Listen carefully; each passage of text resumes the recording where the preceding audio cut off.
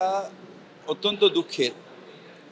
আরজি করে আমার যে মেয়ের ওপরে অত্যাচার হয়েছে এটার প্রতিবাদ আমাদের সবার মনের মধ্যে আছে।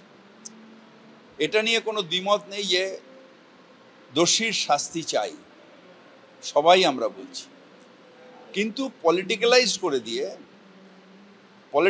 করে দিয়ে আরজি করে সত্যিকারের যে মেয়েটা প্রাণ দিল, যে অন্যায়টা হলো, সেইটাকে ছোট করে দেওয়া হচ্ছে।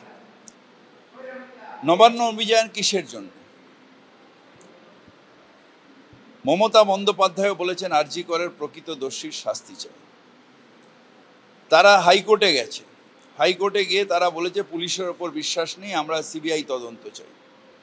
সিবিআই তদন্ত করেছে, চার্জশিট দিয়েছে, সাজা ঘোষণা হয়েছে। সেই সাজায় আমরা সন্তুষ্ট নই। আমরা বিশ্বাস করি যে এটা যদি পুলিশ তদন্ত করতো তাহলে আমরা ফাঁসির হুকুম পেতাম।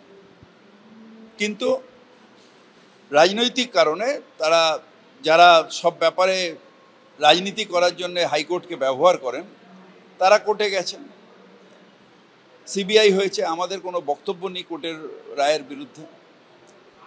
তারপরেও রাজনীতি করার জন্য তারা বিভিন্ন বিরোধী দল তাদের পাল্লায় পড়ে এটাকে করা হচ্ছে। কেন কালীঘাট?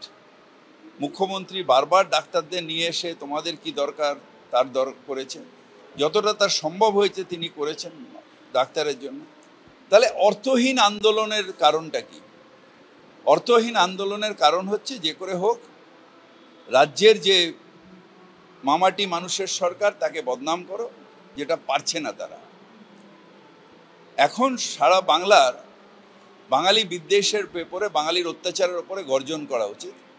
সেখানে এটাকে ডাইভার্ট করার জন্য 1 বছর বাদে তাদের নিজেদের দোষেই কিন্তু ফাঁসির সাজা হয়নি, বা যা এনকোয়ারি হবে তাতে আমাদের কোনো বক্তব্য নেই হাইকোর্টের তত্ত্বাবধানে। কিন্তু এইটাকে ঘোরানোর জন্যে বিজেপির পায়ে পা মিলিয়ে অন্য বিরোধী দল তারা এটাকে ডাইভার্ট করছে, যেটা অনেক বড়। নিশ্চিতভাবে আরজি করের ফাঁসি চাই, এটা আমাদের মনের কথা। আমার মেয়ে কি বাঙালি ছিল না? ওনার কাছে সবচেয়ে প্রথম প্রশ্ন এই, আমরা কি পশ্চিমবঙ্গের একজন নাগরিক নই? আর যে আরজি কর মেডিকেল কলেজ, সেটা কলকাতার মেয়র, কলকাতা এলাকার মধ্যেই মেয়রের এখতিয়ারের মধ্যে পড়ে। কিন্তু তিনিও তো ব্যর্থ হয়েছেন আমার মেয়েকে সুরক্ষা দিতে। কলকাতা এলাকার মধ্যে মেডিকেল কলেজ, উনি এই সমস্ত জ্ঞান দিলে আমরা এই সমস্ত শুনবো না। জিনিসটা এসে একদিন দেখে যাবেন। আমরা কি মিথ্যা কথা বলছি না সত্য কথা বলছি? ওনাকে বারবার বলেছি, উনার তো সাহস হয় না আমাদের বাড়িতে একবার আসার। আমি চাইছি উনি একবার আসুন আমাদের বাড়িতে, দেখুন এসে পরিস্থিতি কীরকম আছে, আমরা কী পরিস্থিতিতে থাকি। আমাদের এটাই বক্তব্য, আর কোনো বক্তব্য নেই। এটা ওনাদের বক্তব্য, ওনারা জানেন। আমরা কোনো রাজনীতি করছি না, কোনোদিন রাজনীতি করছি না, করবো না। আর রাজনীতি না করেই এই বিচার আমরা ছিনিয়ে আনবো। ওনারা যে আতঙ্কিত আছেন, ওনাদের আরও আতঙ্ক বাড়াবো।